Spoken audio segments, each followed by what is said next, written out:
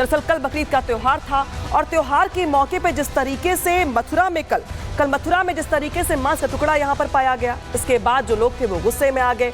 हिंदू संगठनों की ओर से ये दावा किया गया कि दरअसल ये जो है ये गौमांस है। हालांकि उसका सैंपल जो है जांच के लिए भेज दिया गया है। पुलिस की ओर से पूरे मामले में एफआईआर भी दर्ज कर ली गई है। कई टीमें बना दी गई हैं जो कि इलाके में हालात को संभालने का प्रयास कर रही है, क्योंकि लोगों में गुस्सा है और जिस तरीके से जो लोग हैं वो ये कह रहे हैं कि आखिर कल त्योहार तो बकरीद का था, लेकिन गोवर्धन इलाके में ये मांस कहां से आया। इसके बाद इलाके में माहौल कैसा है तस्वीरों में दिखाते हैं आपको। देखिए जिस तरीके से यहाँ पे गौकशी से की अफवाह को लेकर सनसनी फैल गई। मथुरा का ये गोवर्धन का ये इलाका है जहाँ पे जिस तरीके से अफवाह फैली, माहौल लगा खराब होने, हिंदू संगठन के लोग मौके पर पहुंचे।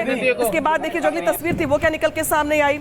अब देखिए जो हिंदू संगठन के लोग हैं वो यहाँ पर गुस्से में दिखाई दे रहे हैं। लोग यहाँ पर पहुंचे, हालांकि उनको समझाने बुझाने का प्रयास किया गया पुलिस की ओर से और ये कहा गया कि भाई पूरे मामले की जांच की जाएगी। जांच का यहाँ पे आश्वासन दिया गया और ये भी कहा गया कि जो यहाँ पर आरोपी है उस पर कड़ी कार्रवाई की जाएगी।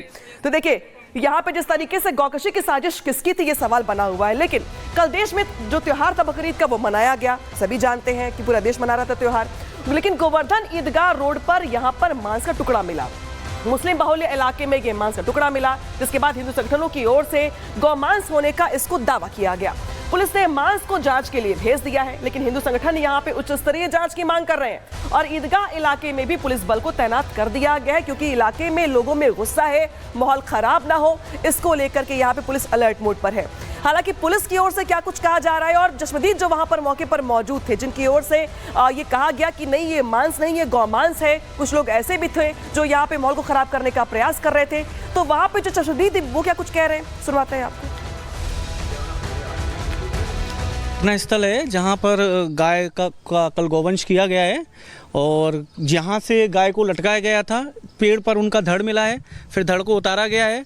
बहुत निर्मम तरीके से गाय की हत्या करी गई है। मतलब असहनीय और विकराल, मतलब दिल को हिला देने वाली घटना थी कल की। बहुत आक्रोश था जनता में कल, बहुत ज़्यादा आक्रोश।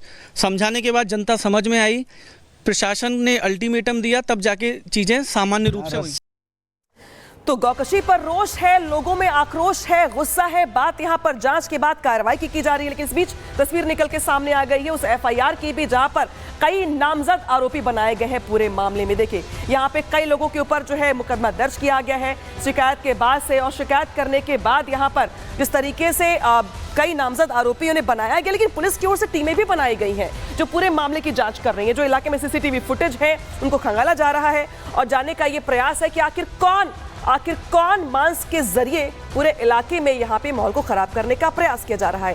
हालांकि इस बीच आरोपियों के खिलाफ कड़ी कार्रवाई की लोगों की तरफ से मांग की जा रही है। 25 लोगों के खिलाफ मामला दर्ज कर लिया गया है। 12 नामजद आरोपियों की गिरफ्तारी यहाँ पर कर ली गई है। पुलिस की 8 टीमें पूरे मामले की जांच कर रही हैं। इलाके के जो सीसीटीवी फुटेज है खंगाले जा रही हैं। जानने का ये प्रयास कि उस वक्त जब मांस फेंका गया तो जो कैमरे थे वो काम कर रहे थे या नहीं, और अगर काम कर रहे थे तो वहां पर कौन पहुंचा था, कौन लोग थे, हिंदू थे, मुस्लिम थे, जानबूझ के फेंका गया, अनजाने में यहाँ से ये गलती हो गई। ये बहुत कुछ जो है वो जांच के बाद सामने आ जाएगा। इस बीच शिकायतकर्ता गिरीश कौशिक क्या कुछ कह रहे हैं सुनवाते हैं आपको। आवेदन में दिया था और ये पूरा मामला कैसे सामने आया?